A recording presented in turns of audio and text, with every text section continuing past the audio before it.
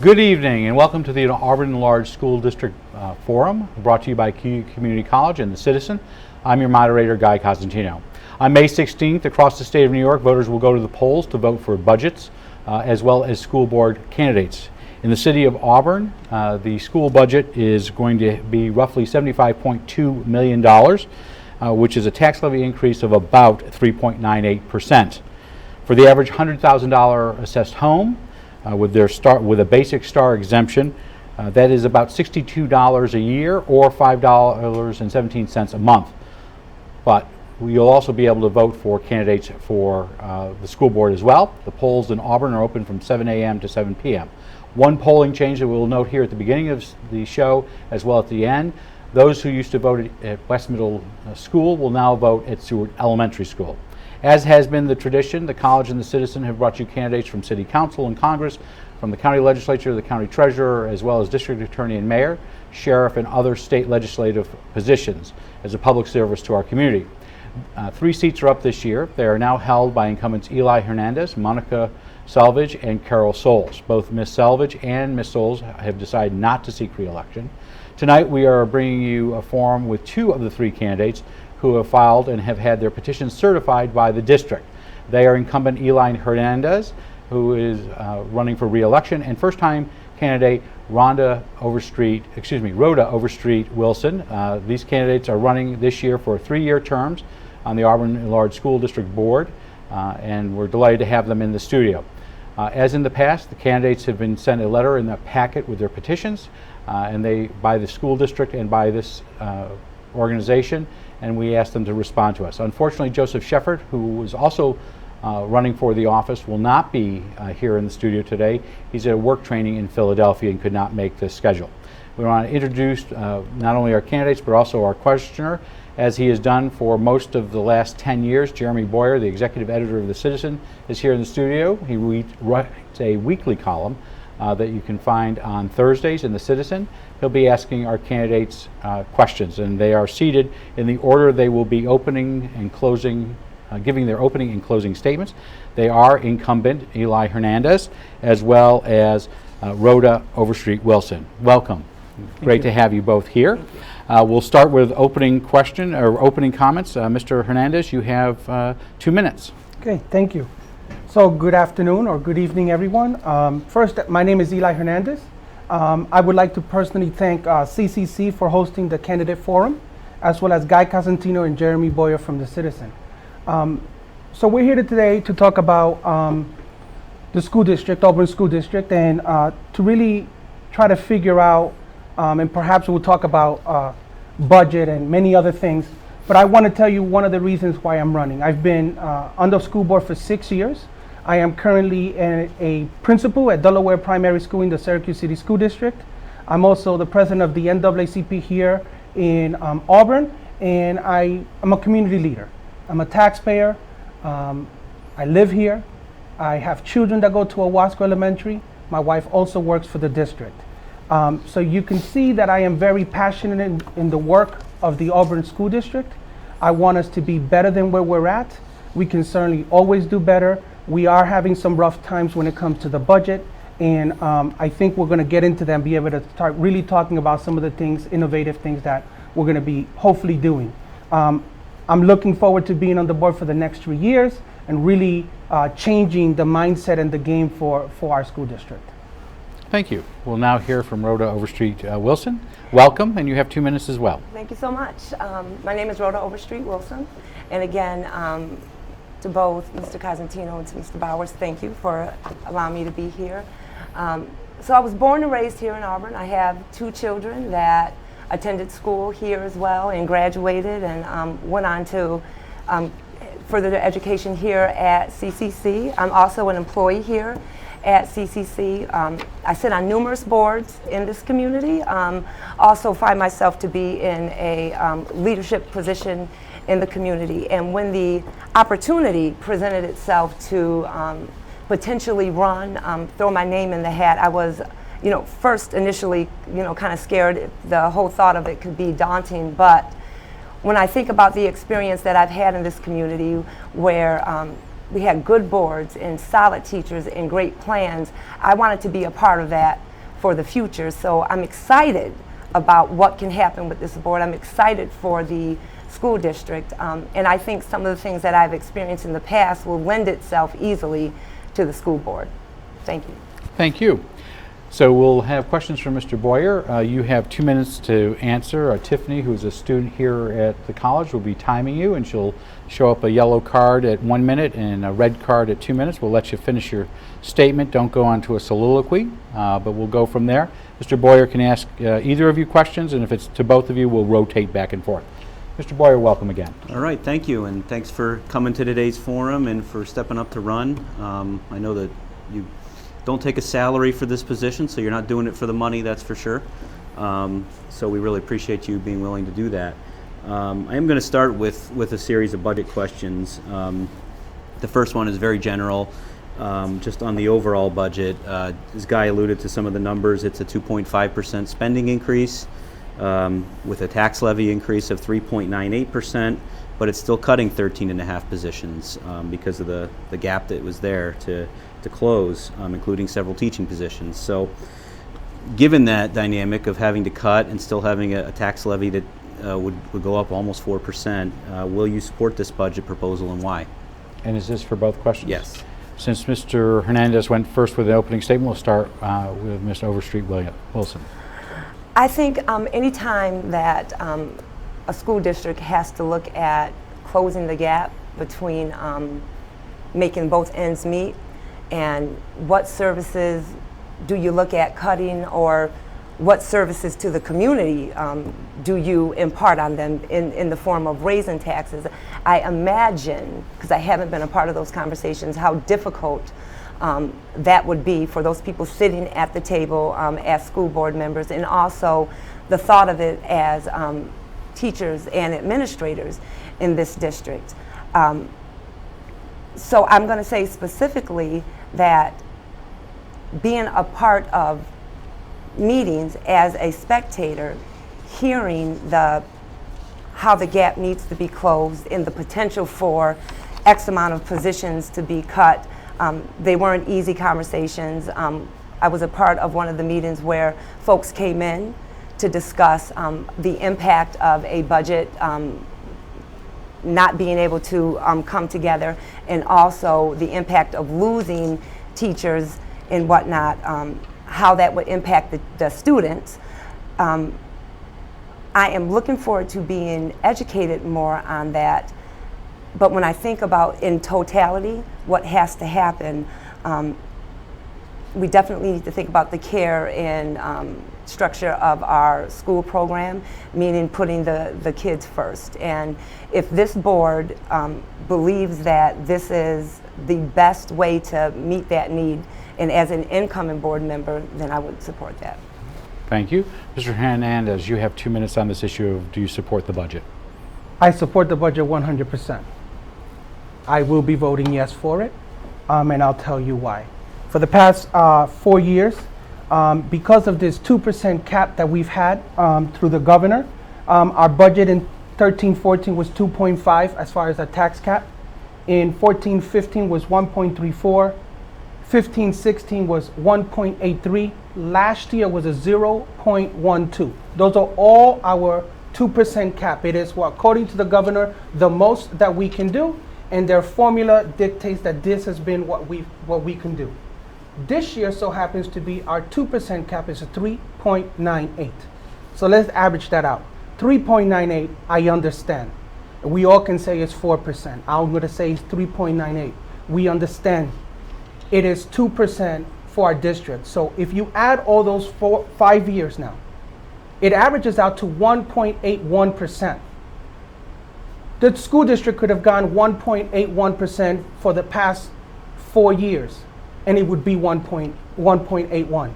However, because of the tax cap, this is what it looks like at the 3.98. I am 100% in support of it. We are concerned. 31.5 positions can go if we don't pass this budget. So I'm not happy with 13.5, but I'll take 13.5 over 31.5. Thank you.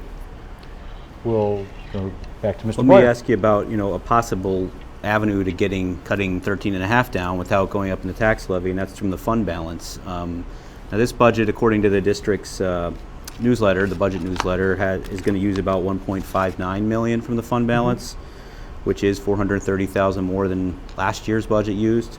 But at the same time, there is a $3 million fund balance available. Why not look at that to either using more of that to either reduce job cuts or reduce the tax levy? Okay. Mr. Hernandez, you have 2 minutes on this. So we have been using our fund balance every year to balance out the budget. We literally have.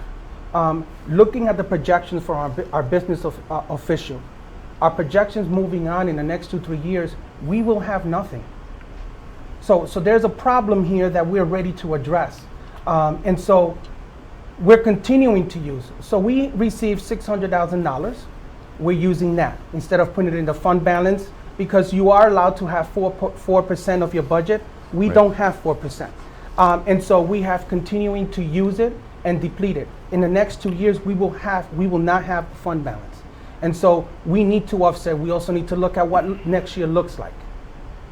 Makes sense. Thank you. My understanding of that is also very similar.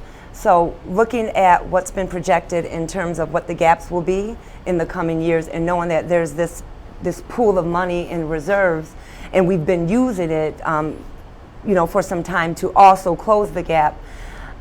My basic feelings are if you spend all your reserves, you will have nothing to help offset when other contingency things pop themselves up, because nobody can predict that something could happen and you don't have any money to pull from. It is a tough situation for the board to be in. It's a tough situation for the community to be in. But if we spend down to zero, we won't have a cushion. Thank you. So it's difficult. You have 1 minute. Go ahead. Thank you. It's difficult. If you look at all of us at that board meeting where we discussed it, we had a hard time. And so our budget, in our eyes, is the best thing that we can put out to the taxpayers. We're hoping that they will support it, and the taxpayers are going to make that decision. It is going to save jobs. It's going to continue our educational programs. We know that we have a lot to go, and so this is where we're at. Thank you. Mr. Boyer. With that, and now I'm going to ask you a question about why not spend more, because if you look at the numbers, Auburn spends about $17,539 per student, and the average for similar districts is $21,153. So, given that reality, should we be trying to spend more to improve overall education quality and student performance? And this goes to Mr. Overstreet Wilson first.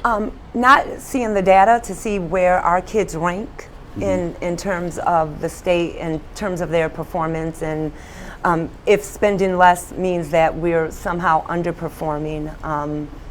I think that the school board and the administrators would look at this pool of money to say, if spending less means that they improve less, then maybe we would need to spend more to maybe make sure that our children had a fighting chance to be, a part of the working force once they graduate or even move on to higher education.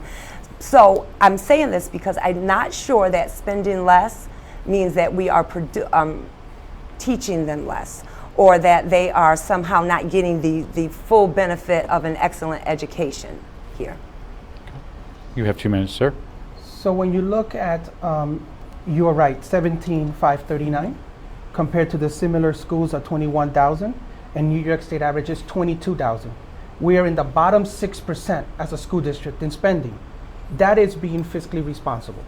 Our programs are not hurting at this time with what we have. Even this 13.5 positions are not good, but we're still keeping our programs intact. We've had a discussion about music and art, the importance of having it. We are doing an excellent job by ensuring that we keep the cost down per pupil and still provide them the best education that we have. Can we do better? Absolutely. We keep talking about it and trying to make the improvements that we need. We do need more money to be able to do it. We do know that we are getting everything we can from our community, Now it's time for us to go after Albany and say, this is what you have to fix. All right, thank you. Mr. Boyer.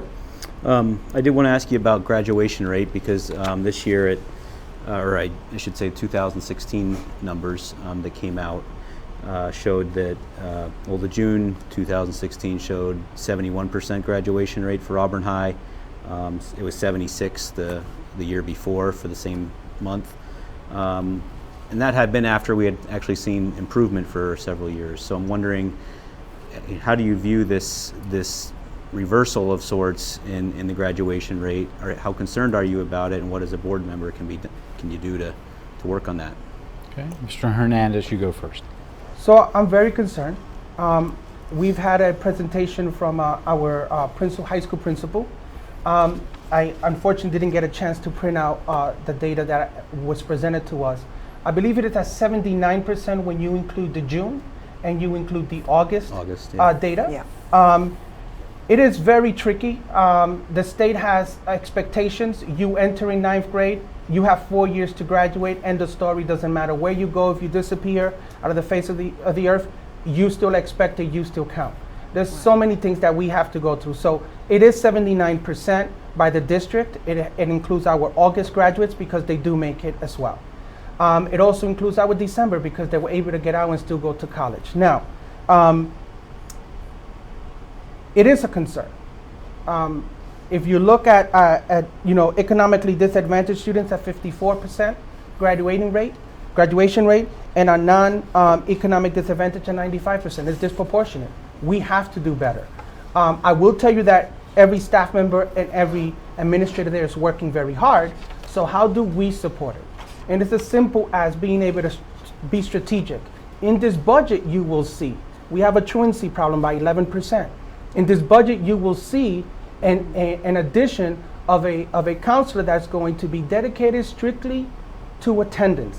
Those 11% are costing us graduation rates. So we're going to go after the 11%, get them into the schools, provide the services that the parents need, and get them to graduate.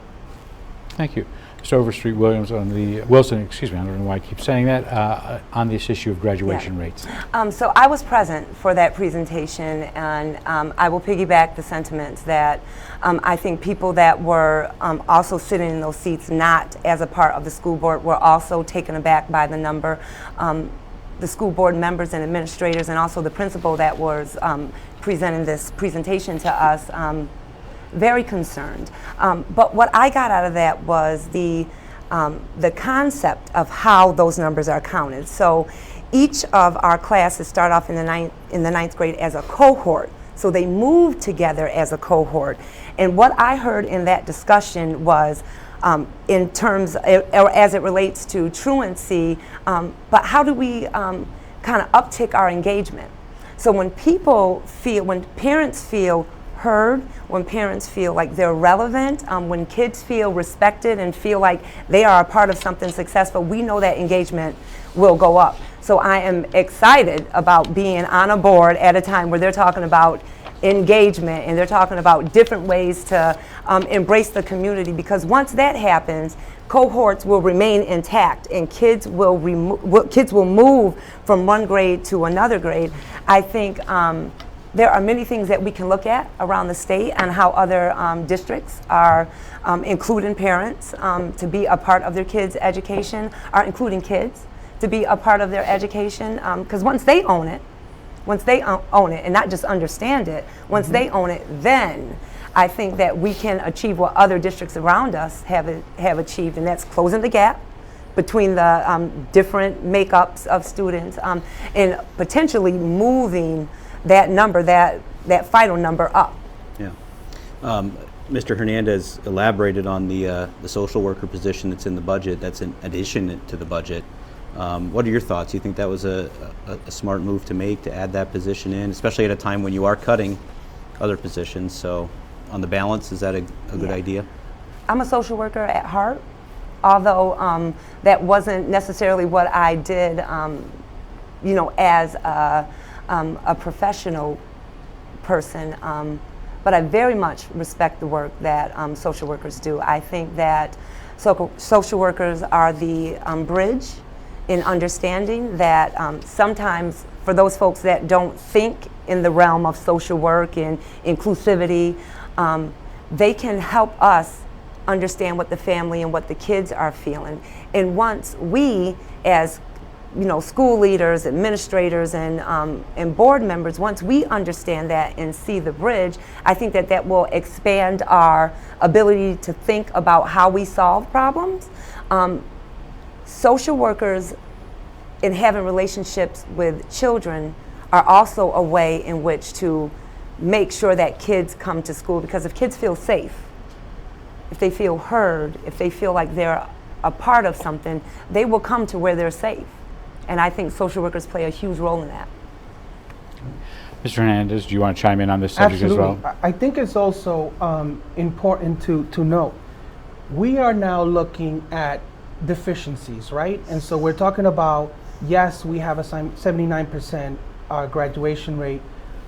Where's the rest? What are we doing towards that? We're looking at the disproportionality as far as our subgroups, okay? Some are not graduating. Why is that? And we're really allocating the funds and the resources to bring everyone up. Wouldn't it be great if we had a 95% graduation rate or even 100? So those are the things that we now as a board with a district focusing on.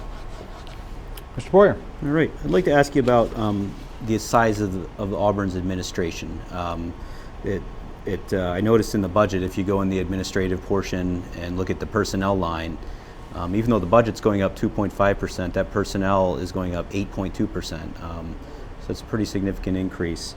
There's 3 assistant superintendents, a business manager, the superintendent, and then another layer of directors under them.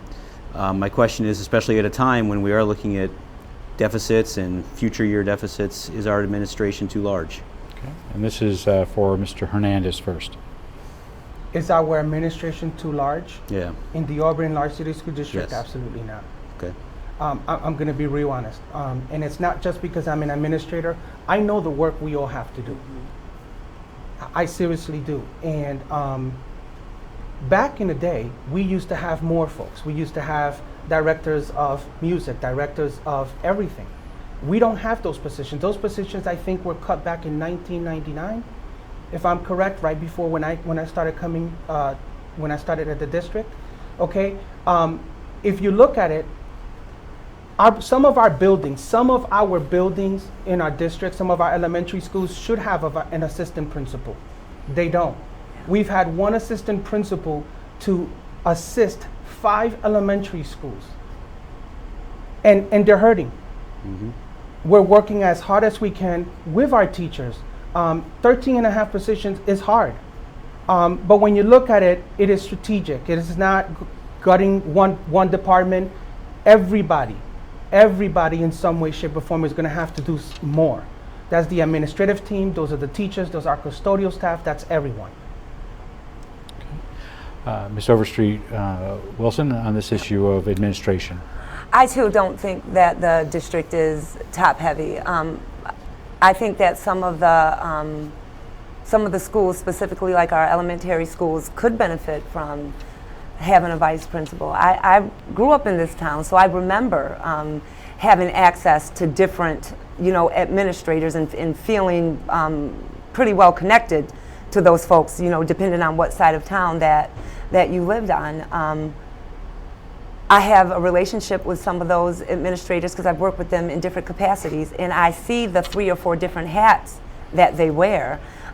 So it might be one person with this title, but they're doing 5 or 6 different jobs, and doing it cheerfully. And I know it may seem like, well, if you cut from the top, then these things can be saved. I think cutting from the top would mean that more from the bottom would have to be cut out, because those people on the top are doing the job of probably double an administrative size for this size district should be at. Thank you. Anything to add? No? Okay. I think I know the answer to this question after hearing that answer, but I'll ask anyway, just because it is a position you're going to be looking at. The assistant superintendent for instruction, is retiring this, I believe, at the end of this year or in the Correct. summer. So is that a position that should be looked at as, should that be filled, no doubt about it, or is it something to consider whether we could go without filling that position? Okay, we start with Yep. Mr. Overstreet Wilson. So I have just become aware that that person would be retiring, and I wish them well in their retirement. Thank them for their service to the district. I think for me to answer that question, I would need to fully understand what all that position encompassed. What did it entail? What were the daily duties of that position? Because I imagine they probably were doing 4 or 5 or maybe even up to 6 different works that probably other folks should have been doing. So without knowing all the specifics, I would say that it's a position that can't be lost. But if it is lost, it would take the configuration out of where do those jobs go to and who absorbs them and who will need to take them on.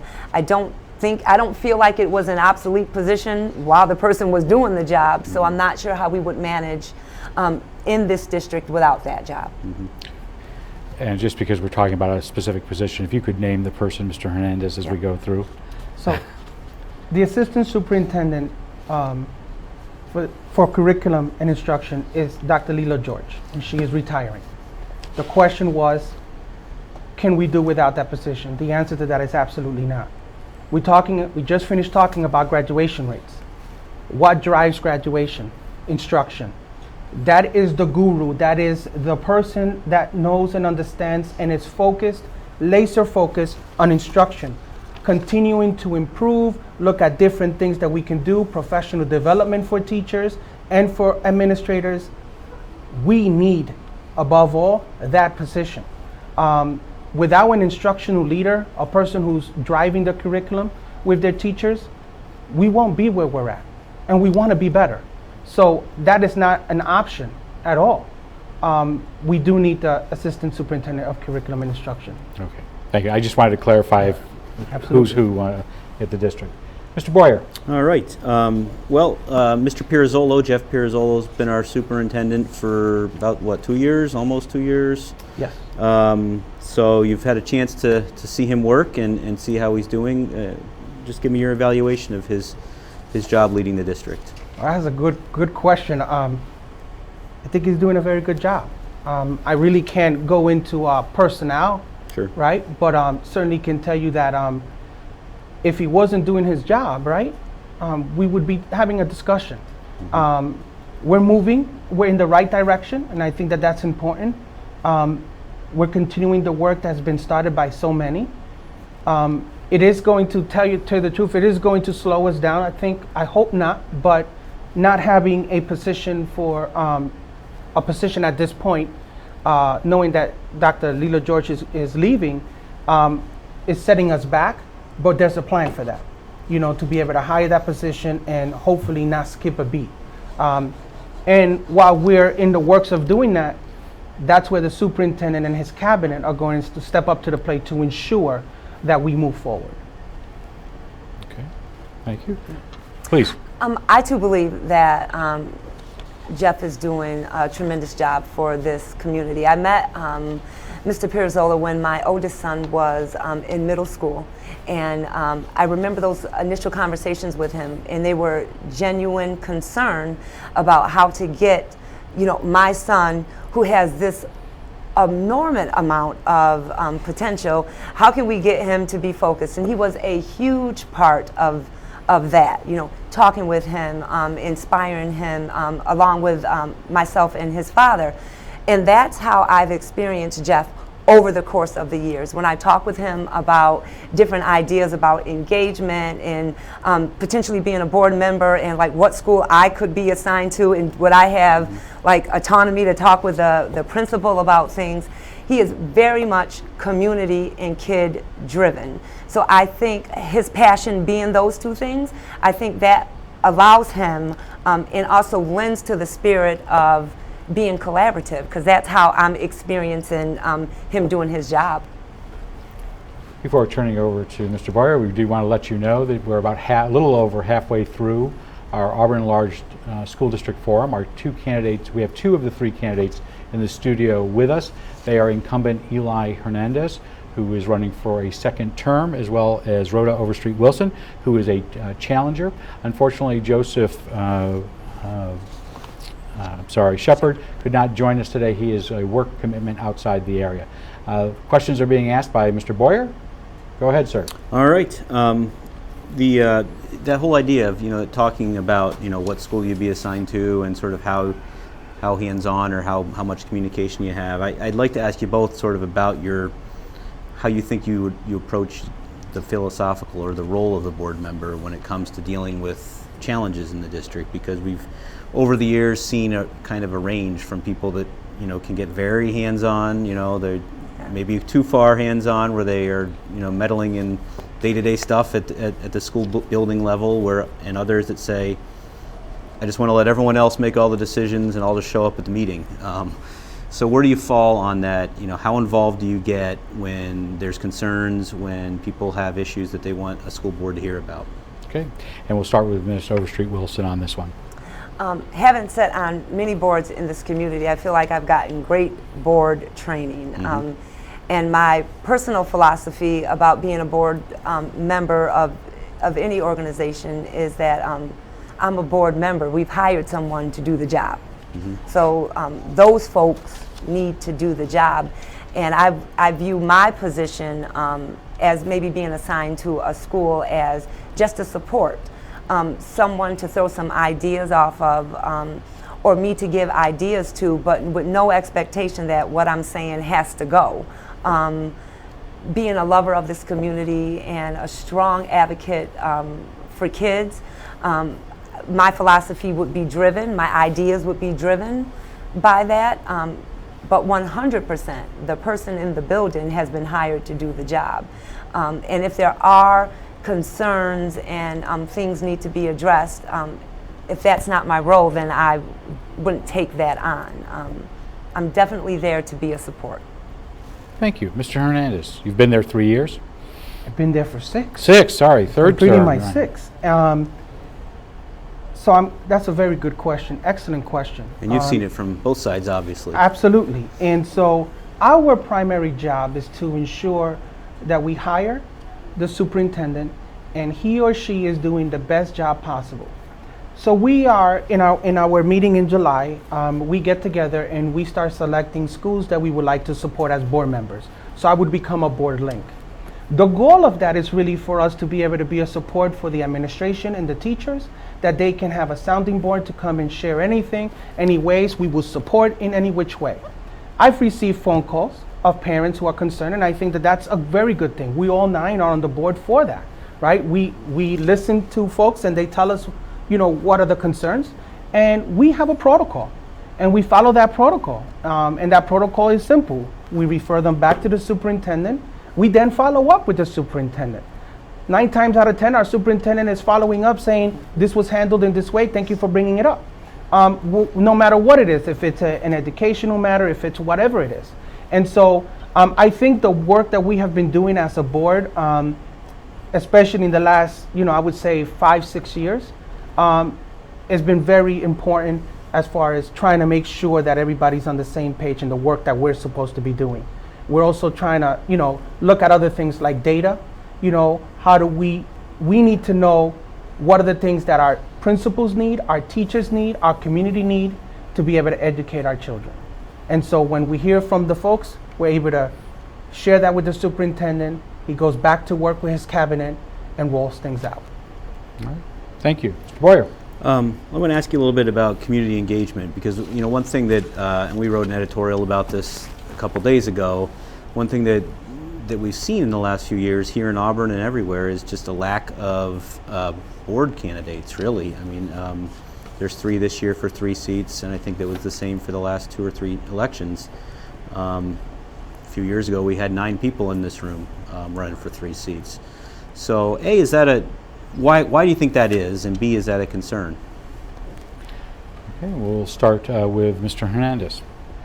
So is it a concern for community engagement? Absolutely. We want more people to come out. We want, we should have 6 folks here. You shouldn't have made it that easy for me to get on the board again, right?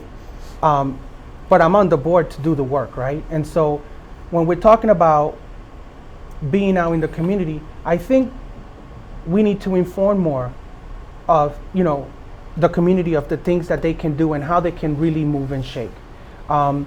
We continue to talk about it. Why is it that we don't have folks going out and running for school board or anything else? That's something that we could do. I would say maybe it's getting an organization and hosting a town hall meeting and asking, hey, why don't you get involved? Or maybe perhaps it's sharing what it is that we do. So what? We don't get paid. We're not here to get paid. We're here to move and shake and make a difference. I think a lot of people that run for office, especially on the school board, they have a purpose and a reason. Sometimes they're very upset, or sometimes they just want to make a world difference. And I think we need to get more people out, no matter what it is, really to get them out and be involved. I have the opportunity of seeing so many folks saying, oh, you should do this. And I think one of the next thing should be is, come get involved, come help us out. And I think one of the ways we can do it is by getting them involved in some of the committees that we already have in our district. Thank you, Mr. Overstreet Wilson, on this issue of community engagement. Well, I'm a strong proponent of community engagement, just being in the community and living here my entire life. I think one of the ways that we can address community engagement is seeing the board as more visible in the community. I think this community is doing many great things in terms of town halls and hosting different community meetings at Booker T. Washington, Auburn Public Theater, and I've seen our superintendent there. It would be nice to see other board members there, because then people feel that there's an accessibility to you. And once they get comfortable with the idea that you are in this community, a part of this community, I think people then are more intrigued and then will want to know, well, what is it exactly that this school board does? And I think having the visibility again by superintendents and board members will help strike that kind of like, what is it that these folks do? And I'm ready to be a part of it. And I think it needs to be intentional. I think the things that, it just can't be kind of like laissez-faire, we're gonna maybe attempt to be engaged. It has to be strategic and intentional, so that you have 9 or 12 folks really vying for open seats. Okay, we're going to go with 2 more questions to round out. So who goes first and who goes second? Mr. Boyer. All right. I drove into the parking lot today and looked over and saw the piles of dirt out there on the Holland Stadium field. So the work is started for the new turf project.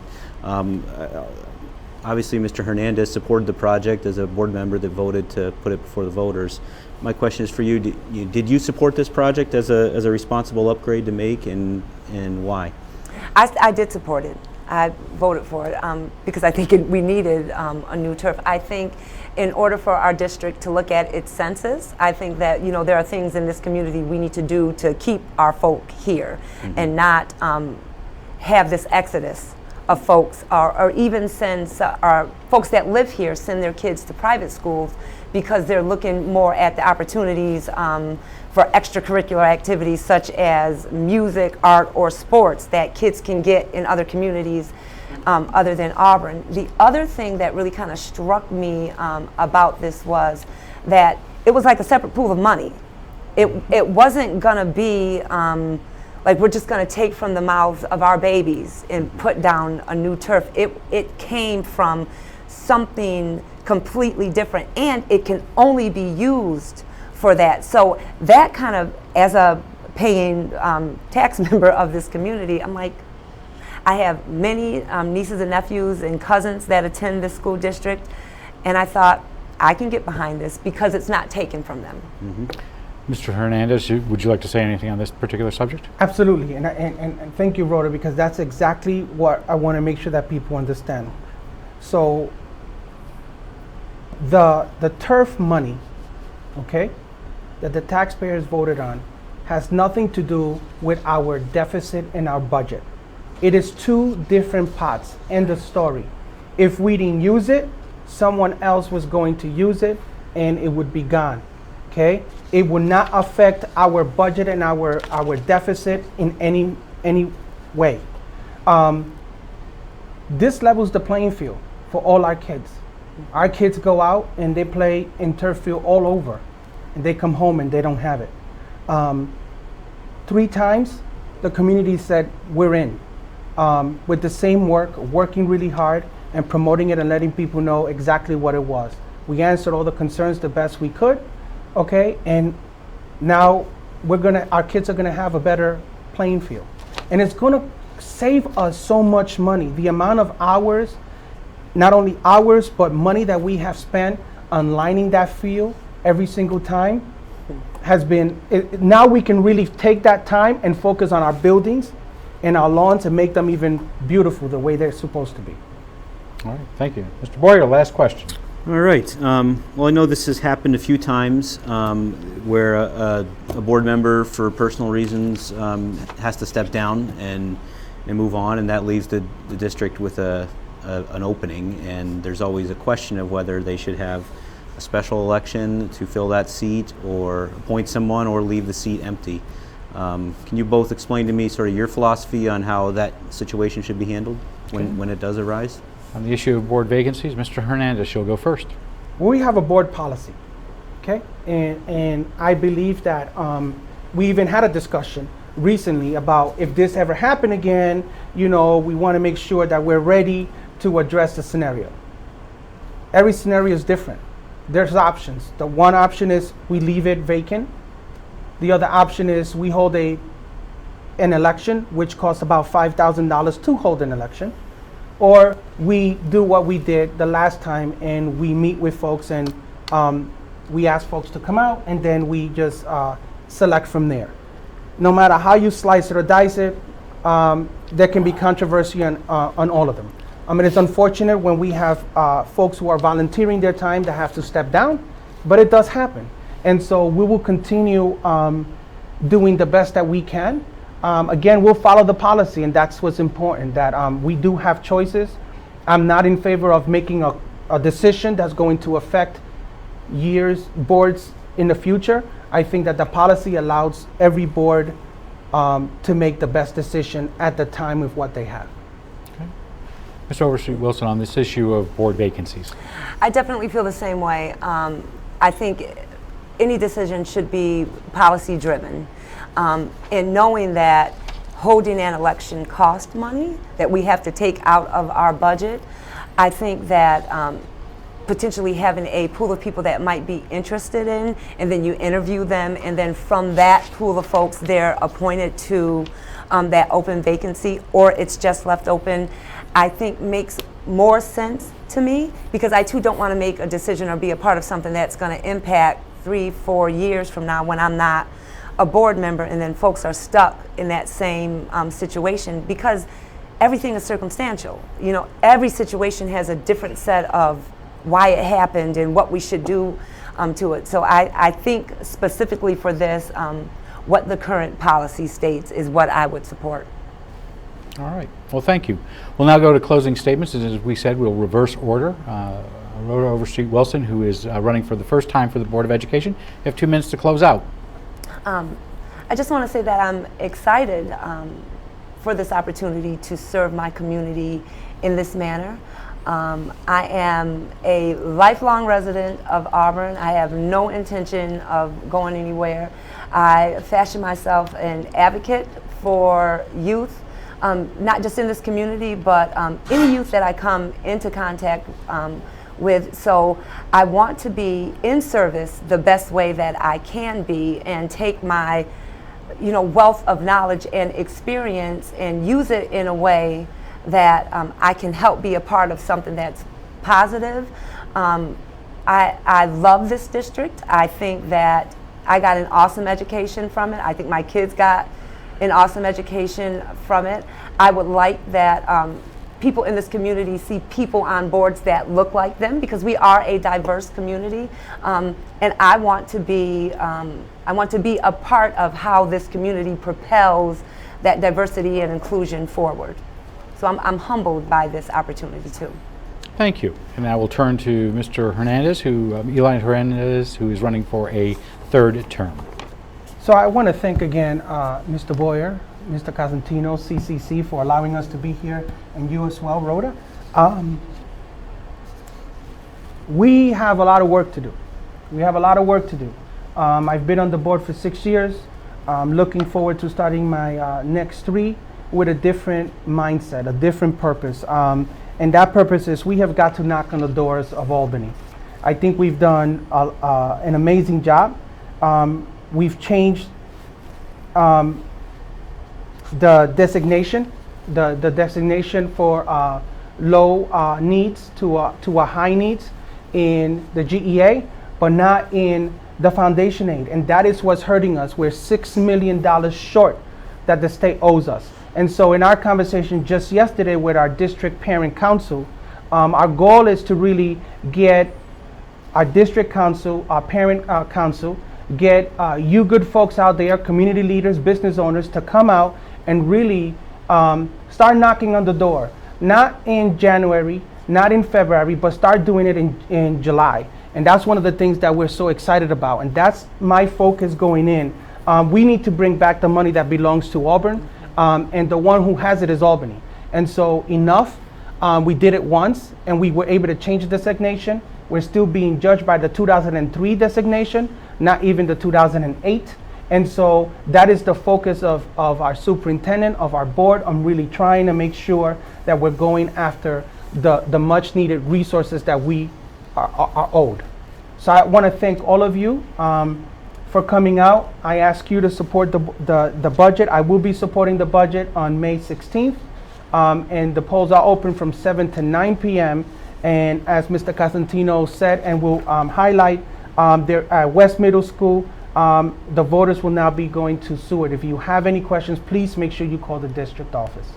All right. Well, we want to thank you both for not only being here in the studio to answer questions from Mr. Boyer, but also for running. It's not always easy, even though in this race there are only 3 candidates for 3 slots.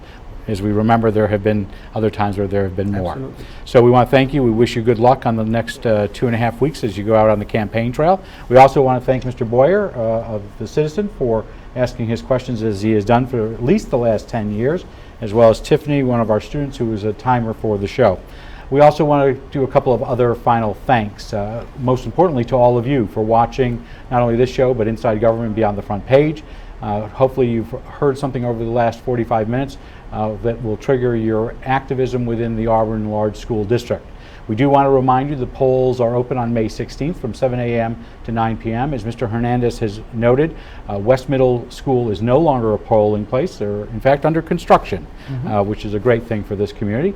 But you'll now be able to go to the Seward Elementary School, and we urge you to consider not only these candidates that you've seen tonight, but Mr. Shepard, as well as considering the budget itself.